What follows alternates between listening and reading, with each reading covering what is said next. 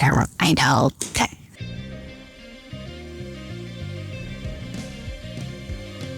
Hey humans, I'm Harley. And I'm Anthony. And today we have the absolute pleasure of speaking with a comic industry legend, an artist, a communicator, and the world's biggest Ted Lasso fan, Filip Sablik, president of publishing and marketing. Before we get into your journey in comics, why don't you run us through what president of publishing and marketing means here at Boom Studios? Yeah, here at Boom, it's a little bit unique, right? Because a lot of times what you'll see in traditional publishing companies, comic book publishing companies, is a publisher title. Right. Publisher title is usually the person that's like responsible for the business, the overall business of the publishing division within a company. So every department within the publishing company would typically report up to the publisher. They're responsible for the overall success of the business portion of it.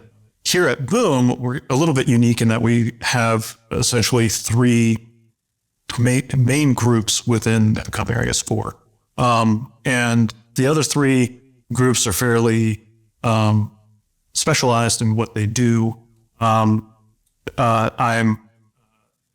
in the D&D party of Boom. I am the bard. Gotcha. And so, Gotcha.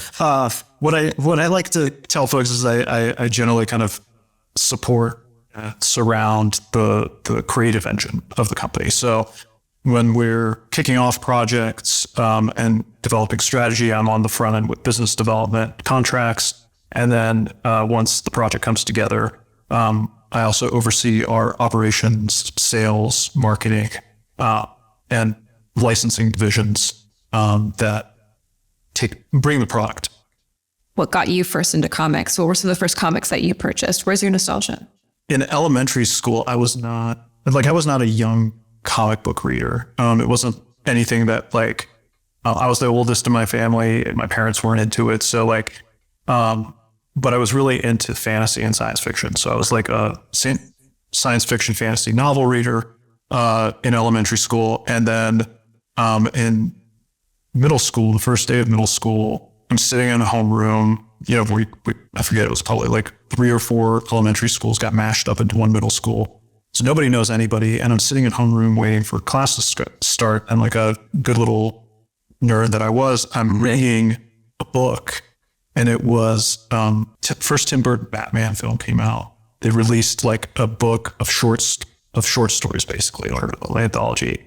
And I was reading it because I like science fiction and fantasy. Makes sense. But this guy, John, who had become one of my closest friends, is sitting like 2 rows back, sees it, and just assumes because I'm reading a Batman book that I must be a comic book fan. Right. And so he immediately zeroed in on me and wanted to nerd out. And before I knew it, he had gotten into it through his older brother. We're reading, this is like early 90s. So my 2 greatest points of nostalgia are probably like late 80s, early 90s X books, and then probably around that same era of Vertigo.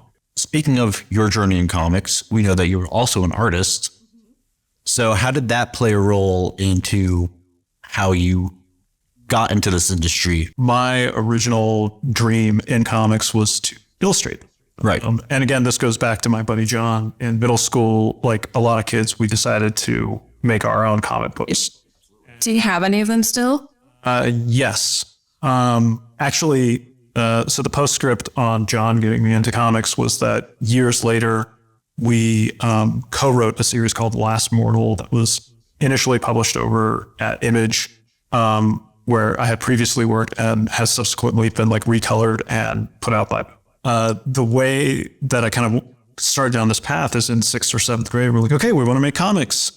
How do we do that? Well, I don't know. I guess there's a writer, there's an artist. And so we each drew something, and John looked at his drawing and my drawing and went, you draw a little better than me. You're the artist. And I was like, okay. And so then I spent all of middle school and high school obsessed with art classes. I went to art school and was an illustration major at the Maryland Institute College of Art. And actually had Jose Villarubia, who's a fantastic painter and colorist in comics, as a professor. Just kind of went into it thinking I was going to be one of those folks walking around with my portfolio at conventions. I actually was for a while. My first San Diego Comic-Con, I think I took my portfolio around and tried to get work. Pretty quickly, as I was approaching graduation, I tell this story a lot to folks who are thinking about getting into a creative field, which is, I remember sitting in my senior thesis kind of portfolio review with all these other illustration students. And there was probably like 30 or 40 of us there. Everybody's got the wall covered with their work, right? And everybody's doing a critique and kind of talking about the stuff. And I had a moment where I was sitting there, I was looking around going, better than those 25% of people there.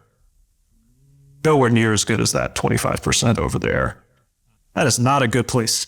That's like not a strong position. Before I graduated, I started looking for jobs in the comic book industry because I thought, well, if my portfolio is not strong enough, in my opinion, to like get hired against just the kids that I was competing with in my class, Right.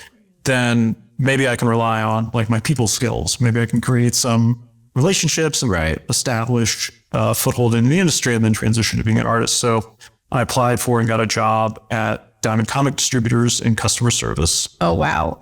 Because I had worked waiting jobs, so I had customer service experience, and basically went into it thinking that it was going to be kind of a temporary thing to get my foot in the door as an artist, and ultimately turned into a career. Sure. Which is, I think, not an unusual story for folks. No, yeah, absolutely not. So it's always kind of like my advice when I talk to young people is like, don't have like a direction you want to go, have a industry or a medium or group of people you want to work with, but don't get fixated on like a specific job. Right. You may not even know that the job you're a good fit for exists. Yep. That's true. Yeah. And I feel like, especially when we're young, we all like get really goal focused and make a life plan. And if there's anyone young watching, it never works out the way that you intended. But a lot of the time, I think it works out better. And that's an amazing mindset. In a weird way, the subject of empathy, I guess, ties a little into the next question we kind of wanted to ask you, which is because I will say when I first came into Boom, and I'd already been in the comic book industry for a while, I think that's one of the first things that hit me that I also like didn't understand at first. I was like, oh my God, everyone here is nice. And I think it's something that we all feel as employees here. Oh, absolutely. But I wonder if that ties into how we've done what we've done, how we've been so professional, why we're seen in so excellent, such a good light, and also how you've been able to elevate our publishing line and other initiatives. I think what was, built into the DNA of the company is Ross Ritchie, our founder, when he started the company, he had two things that I think, again, were built into his idea of the company from the beginning. And then the rest of the management team took up as part of kind of like, okay, this is what the culture is. Right. First thing was that he really viewed the creators, the retailers, everybody that we work with as partners, and used that word, right? And specifically the way that, Boom's business model is set up is we're equal partners with our creators. We're equal partners with our retailers. We've done retailer presentations where, based on our wholesale discounts, like you literally for every dollar I make, you make $1, right? That makes us partners. That makes us aligned. And part of the philosophy was that a good partnership, you have to know kind of like what the goals are. And then you have to have all of the incentives aligned in the same direction. If you can do that, you can weather tough conversations, you can weather tough spots because you're able to kind of like talk through them, right? So that message of partnership was something, when I came to Boom in 2012, I was a little confused by it. I was like, help me understand, but I also don't understand why you're publishing Peanuts comic books and Hellraiser comic books. So this sure feels like a very kind of disparate publishing line. Help me understand it. And so I spent a lot of time coming in as the head of marketing at the time, trying to understand like what the company was about. Partnership is one of those things. And then the other thing that Ross would always talk about is one of his formative experiences working in comics was working at a large company here in the LA area in the early 90s. So this was kind of like during one of the big comic booms. And there was, I think, 100 plus employees there at the time. And his observation was that there were these really high performers that were carrying a lot of kind of like either mediocre or underperforming team members. And being a comic fan, he was like, but what if you put together the Justice League of comics? Like, what if everybody was awesome and you just didn't like fall into that trap of just kind of like, oh, that's good enough. Yeah. You know? Yeah. And so I think it's those two things where we're always pushing each other to get better. You know, one of my favorite things to hear from outside partners that we work with is like, oh my gosh, y'all are so together on this thing. And, you know, most of the time my internal reaction is, oh man, we got so much work to do to like tighten, like it's pretty good, but we can get better. So yeah, I think it's just kind of like built into the DNA of the place. And, you know, in terms of like what I contributed, I think as somebody that was coming from a marketing, sales, and communications background, I viewed my job as like, it's not marketing's job to create a message. It's marketing's job to like hone the message and explain it as crisply and as cleanly what is already happening. Looking ahead into 2024, what is exciting to you about what we have coming up in our publishing line?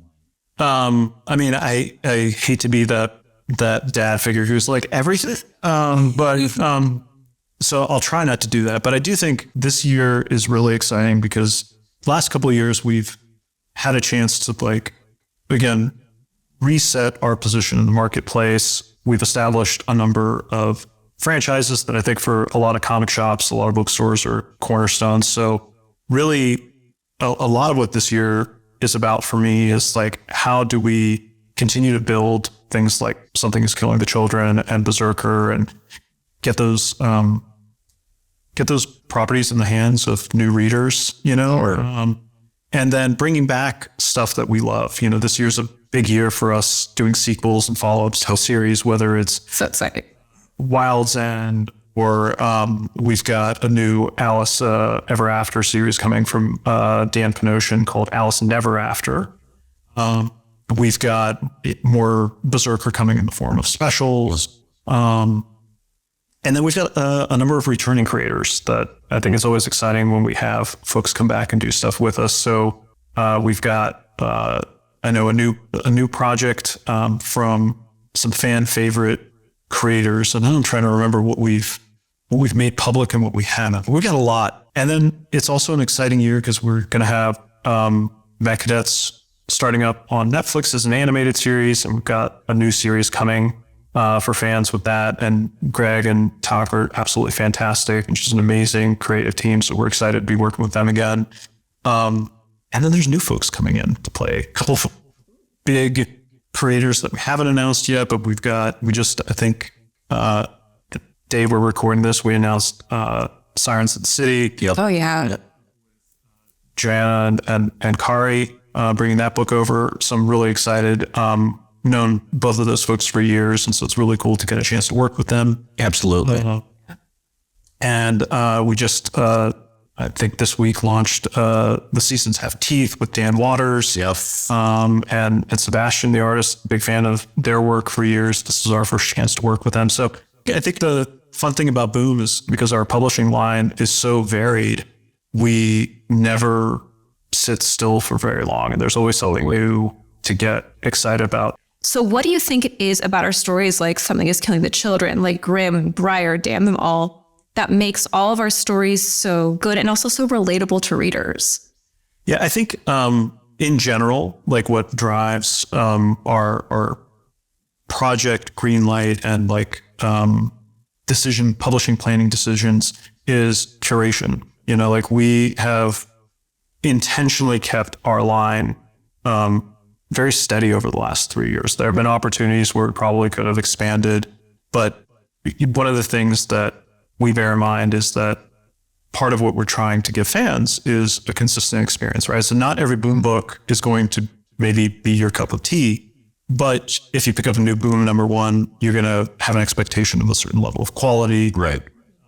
You know, and not just in the storytelling, which is obviously important, but in the production value, in paper stock, and the design, and every little right that goes into it, right? In terms of the series you mentioned, I think there's a number of things. One of the things that I think in particular, like with series like Something is Killing Children, Grimm, Damn Them All, and Briar that resonate is years ago we did a book called Daymen with Brian Stelfreeze, all-time favorite artists, and a friend. It's a great example of somebody you meet when you're a teenager and they say like, don't meet your heroes, and then you get to work with them. You're like, but one of the things when we were developing that and he was designing the characters that he said, and now I'm going to forget what the number was. I think it was 3, but it was basically like, if you want a character to resonate, they have to have 3 defining visual characteristics that are identifiable from a silhouette. And so if you look at, those characters, that's really kind of like a big piece of it, right? Erica Slaughter has the mask with the teeth, the big green eyes, dark blonde, and then the tank top, right? Yeah. Briar, it's the sword, it's the white long hair, kind of the gaunt face, and that like torn dress. Jessica Harrow has, again, it's like the hair, the shock of color, the mole. So I think that's it. I think, in terms of high concept, you want to have something that you're in sales, you're in marketing, what's that one liner? Yeah. Oh, yeah. What's the elevator pitch? You want the elevator pitch, yeah. And you want it to be clean and understandable and kind of universal. And I think like all 4 of those titles, are dealing with just human themes that we all deal with. It's like, what's my place in the world? What's my destiny? How do I deal with my, family history? How do I, feeling left behind, or, like those are all universal themes. Absolutely. The trauma of being a person. Yeah. Well, to wrap us up here, what piece of advice would you give to a younger you? There's a power in being young and thinking you know everything and kind of having a confidence of like, I'm going to just like voice my idea because it's my idea. And I was definitely that person in my 20s. I was never that. If I regret anything from my 20s, it's that I didn't pay close enough attention to like the wisdom and stories that the folks that were at the time in their 30s or 40s or 50s had to pass along to me. And I wish I had, because I think I'd be further along. At least I'd have a greater appreciation for that stuff. Totally. I mean, listen, you're our boss. In case that wasn't clear, I don't think we ever said that. Oh, yeah. Philip is our boss. Yeah, he's our boss's boss. He's our, what I call, actually, I do what I call you the big boss. Or coach. Very, very Metal Gear. Big boss. Yeah. Like big boss. I think some of the advice you gave is just amazing and wonderful. Oh, thanks. Thank you. Thank you so much. I'm so excited for this show and all the conversations y'all are going to have. We're thrilled to have you. Yeah. Genuinely. Stoked. Yeah, this is cool to do this in person, to film in person, which is not an opportunity we get to do often because looking remote across not different time to live here. I don't live here. He doesn't live here. He's the problem. Yeah, I am the problem. But if you're watching on YouTube and you want to hear the extended version of this interview, listen to the podcast. It's anywhere you can get podcasts from. The internet, Spotify, RSS feed. Follow all of us on social media. That information is going to be in our description of the podcast and hopefully on our screen of this right now if you're watching. And if you have any questions, send them to boomdirect@boomstudios.com. And big thank you to Philip for being with us today. I'm Harley. I'm Anthony. And I'm Philip. And remember, comics are for everyone. Which is why we make comics for everyone. And this is Boom Direct. That was good. We nailed it.